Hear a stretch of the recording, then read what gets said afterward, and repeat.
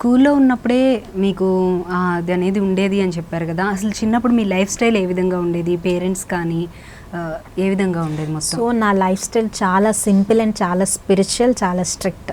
Okay. సాధారణంగా తల్లిదండ్రులు strict చేస్తే పిల్లలు స్ట్రిక్ట్ అవుతారు, బట్ ఇక్కడ నేను సెల్ఫ్ ఇండివిజువల్ గానే మీరు ఎలా ఉన్నారు? ఎస్. సో మేము మొత్తం 4 సిబ్లింగ్స్.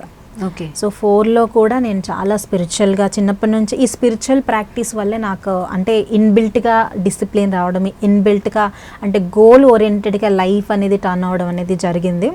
సో నాకు school and spiritual things, school ఇవి మాత్రమే నా ప్రపంచం అనమాట. So I was one of the toppers from the first class. Okay.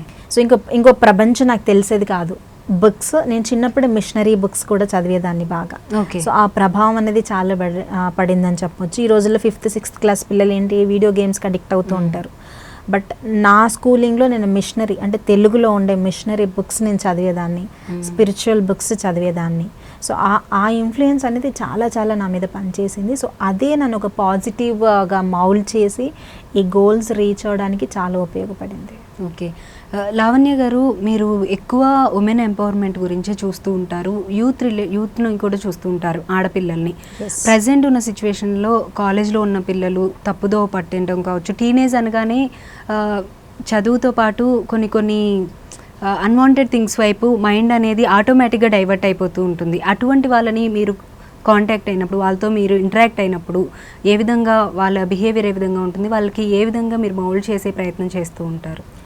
So youth అనేది మన లైఫ్ ఒక మనిషి లైఫ్ సైకిల్ తీసుకుంటే టీనేజ్ ఆర్ ఎంగేజ్ అనేది వెరీ వెరీ క్రూషియల్ పాయింట్. మనం గోల్స్ సెట్ చేసుకోవాలి అన్నా, మనం డిస్ట్రాక్షన్లోకి వెళ్ళాలి అన్నా. కాబట్టి వి కౌన్సిల్ పీపుల్, యంగ్స్టర్స్ కూడా మేము కాలేజెస్కి వెళ్ళినప్పుడు కానీ పర్సనల్గా కానీ పీపుల్ కౌన్సిలింగ్ కోసం దే అప్రోచ్ మీ. సో అలాంటి టైంలో చాలామంది ఏంటి అంటే మనం ఎప్పుడైనా టెంపరీ ప్లెజర్స్కి మనుషులు ఎక్కువగా ఆరాటపడుతుంటారు, అది యూత్ కావచ్చు, పెద్దవాళ్ళని, చిన్నవాళ్ళు. సో దాని మీద మన బ్రెయిన్ని రీవైర్ చేసుకోవడం స్టార్ట్ చేస్తే, అంటే ఒక ఎక్స్ అనే పర్సన్ ఉన్నారు అనుకుందాము, వాళ్ళ గోల్ ఒక మంచి జాబ్ తెచ్చుకొని మంచిగా లైఫ్లో సెటిల్ అవ్వాలి. సో ఈ మధ్యలో వచ్చే డిస్ట్రాక్షన్స్ అన్నీ కూడా నథింగ్. ఆ డిస్ట్రాక్షన్ మీద వాళ్ళు ఎప్పుడైతే ఫోకస్ చేస్తారో గోల్ రీచ్ అవ్వలేరు అస్సలు. సో ఈ డిస్ట్రాక్షన్ టెంపరీ అన్నప్పుడు లాంగ్ టర్మ్ డ్రీమ్ అనేది క్లియర్గా కనిపిస్తుంది, రైట్? సో ఇప్పుడు మనం కార్లో ప్రయాణం చేస్తున్నాము, కార్ విండో మీద వాటర్ పడినప్పుడు మనకు రోడ్ క్లియర్గా కనిపిస్తుందా? So we have to consider that. అంటే ఈ చిన్న చిన్న చినుకులు ఎట్లా ఉన్నాయి, అలాంటి డిస్ట్రాక్షన్ని మనము మనమే వాటిని క్లీన్ చేసుకోవాలి. అంటే మనమే మనల్ని ట్రైన్ చేసుకోవాలి.